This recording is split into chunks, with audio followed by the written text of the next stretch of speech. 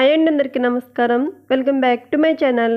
ఈరోజు వీడియోలో పాతకాలం పద్ధతిలో ఆంధ్ర స్పెషల్ రెసిపీ అయిన పచ్చి గుమ్మడికాయ కర్రీని చాలా సింపుల్గా టేస్టీగా ఎలా తయారు చేసుకోవచ్చో ఈ వీడియోలో నేను మీకు చేసి చూపించబోతున్నాను. నేను చేసే ఈ ప్రాసెస్లో గుమ్మడికాయ కర్రీ చేసుకున్నట్టయితే చాలా రుచిగా ఉంటుంది. ఇప్పుడు గుమ్మడికాయ కర్రీ తయారు చేసుకునే ప్రాసెస్ చూసేద్దాం. ముందుగా చిన్న సైజులో ఉండే పచ్చి గుమ్మడికాయ ఒకటి తీసుకుని శుభ్రంగా కడిగిన తర్వాత హాఫ్గా కట్ చేసుకుని లోపల ఉన్న గింజలు తీసివేసుకున్న తర్వాత ఈ సైజులో ముక్కలు కట్ చేసుకుని పెట్టుకోవాలి. మరీ చిన్నవి మరీ పెద్దవి కాకుండా ఇక్కడ చూపిస్తున్న విధంగా మీడియం సైజులో కట్ చేసుకోవాలి.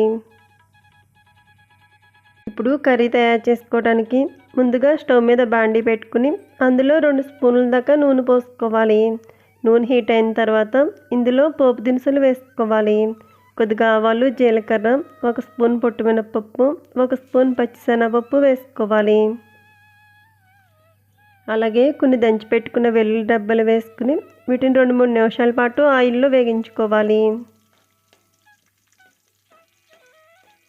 పోపు దినుసులు ఆయిల్లో చక్కగా వేగి ఇలా కొంచెం గోల్డ్ కలర్లోకి వచ్చిన తర్వాత ఇందులో హాఫ్గా కట్ చేసుకున్న పచ్చిమిర్చి చీలికలు, 1 రెమ్మ కరివేపాకు, హాఫ్గా కట్ చేసుకుని ఎండుమిరపకాయ ముక్కలు వేసుకుని వీటిని కూడా మరో 2 నిమిషాల పాటు వేగించుకోవాలి. ఇవి ఇలా వేగుతూ ఉన్నప్పుడు ఇందులో సన్నగా కట్ చేసుకున్న ఉల్లిపాయ ముక్కలు చిన్న కప్పు దాకా వేసుకోవాలి. ఇక్కడ 2 మీడియం సైజ్ ఉల్లిపాయలు తీసుకుని సన్నగా ముక్కలు కట్ చేసుకుని యాడ్ చేసుకుంటున్నాను. ఈ ఉల్లిపాయ ముక్కలను కూడా పచ్చివాసన పోయే వరకు మూత పెట్టి మగ్గించుకోవాలి.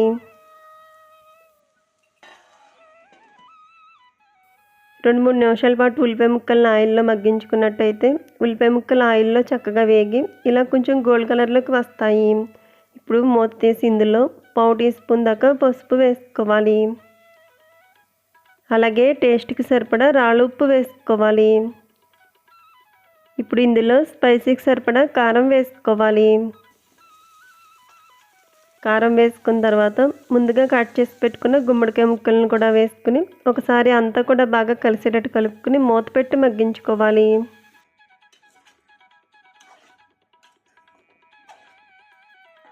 నిమిషాల పాటు మూత పెట్టి ఆయిల్లో బాగా మగ్గించుకున్న తర్వాత ఇప్పుడు మూత తీసి ఇందులో 1/2 టీ స్పూన్ దాకా మెంతులు, జీలకర్ర వేగించిన పొడి వేసుకోవాలి.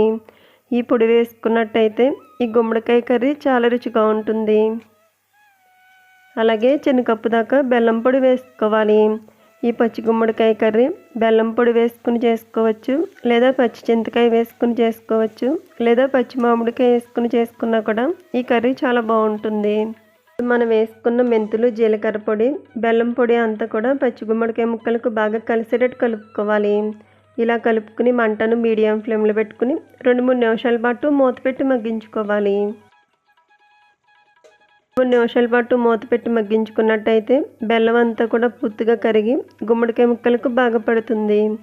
ఇప్పుడు ఇందులో 1 కప్పు దాకా వాటర్ పోసుకోవాలి.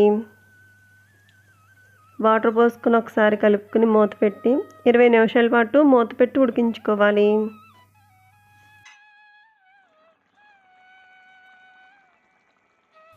చూపిస్తున్న విధంగా గుమ్మడికాయ కర్రీ ఇలా ఉడికిన తర్వాత ఇప్పుడు మంటను లో ఫ్లేమ్లో పెట్టుకుని మరో 10 నిమిషాల పాటు ఉడికించుకుని స్టవ్ ఆఫ్ చేసుకోవాలి.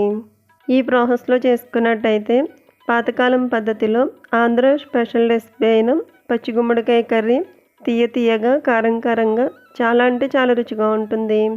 అన్నంలోకి, చపాతీలోకి దేనిలోకైనా సరే ఈ కర్రీ సూపర్ టేస్ట్గా ఉంటుంది. సో ఫ్రెండ్స్, ఈ వీడియో నచ్చితే లైక్ చేయండి. అలాగే మీ ఫ్రెండ్స్ అండ్ రిలేటివ్స్కు షేర్ చేయండి. Thank you for watching video friends.